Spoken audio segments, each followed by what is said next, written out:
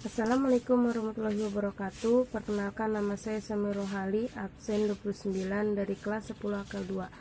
Saya di sini ingin menceritakan ulang hasil cerita yang saya baca yang berjudul Hakikat Si Miskin.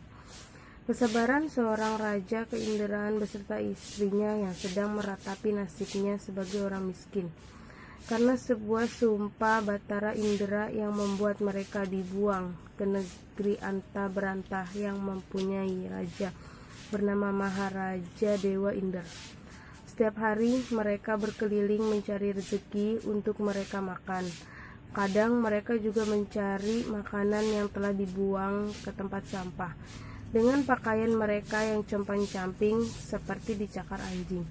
Pada saat orang melihatnya, orang itu menganiayai dengan tongkat kayu dan mengusir mereka. Pada saat malam hari mereka tidur di hutan dan siang hari mereka mencari rezeki. Pada saat mereka berkumpul dengan maharaja, menteri, pimpinan, pasukan, dan rakyat, semua orang menertawakan pakaian yang mereka pakai tersebut. Lalu orang-orang itu melemparkan batu dan memukuli dengan tongkat kayu ke sepasang suami istri itu. Tubuh mereka bengkak-bengkak hingga berlumur darah. Setelah itu mereka diusir dari istana. Waktu sudah semakin malam, Maharaja masuk ke dalam istana.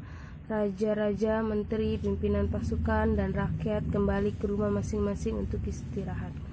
Kecuali si miskin yang tidak mempunyai rumah. Mereka terpaksa tidur di hutan.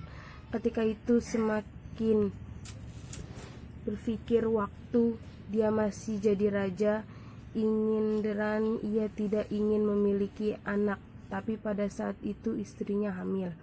Ketika istrinya mengandung usia 3 bulan, ia menginginkan buah mangga yang ada di taman raja, tapi si miskin menolaknya, sehingga istrinya menangis sekeras-kerasnya.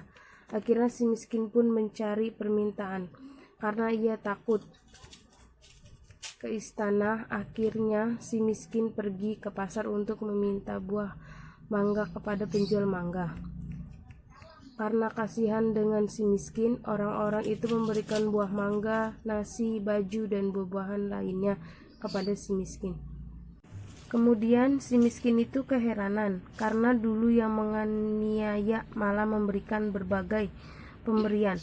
Si miskin pun pulang menemui istrinya dan memberikan mangga tersebut ke istrinya sambil bercerita bagaimana ia tadi di pasar. Istrinya menangis lagi karena dia takut kalau mangga itu bukan dari taman raja melainkan dari pasar.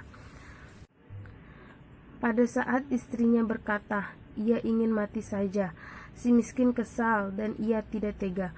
Dengan tekadnya ia pun pergi ke taman raja. Setelah ia mendapatkannya, ia segera pulang dan memberikan mangga itu kepada istrinya. 3 bulan kemudian, istrinya ingin memakan nangka yang berada di taman raja. Si miskin kembali menghadap Maharaja dan meminta 1 buah daun.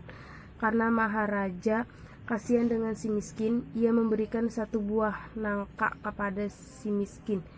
Si miskin kembali dan memberikan buah nangka itu kepada istrinya. Selama istrinya hamil, mereka banyak mendapatkan makanan, beras, baju, dan perkakas dari orang yang kasihan dengannya. Pada saat sudah waktunya, istrinya pun melahirkan anak laki-laki yang ganteng. Anak itu diberi nama Markaromah, yang artinya anak di dalam kesyukuran. Mereka merawat anak mereka dengan penuh kasih sayang. Pada saat si miskin sedang menggali tanah, ia menemukan telaju besar yang berisikan emas yang tidak habis sampai anak cucunya. Dengan takdir Allah, si miskin akhirnya menjadi orang kaya raya. Sekian dari saya. Wassalamualaikum warahmatullahi wabarakatuh.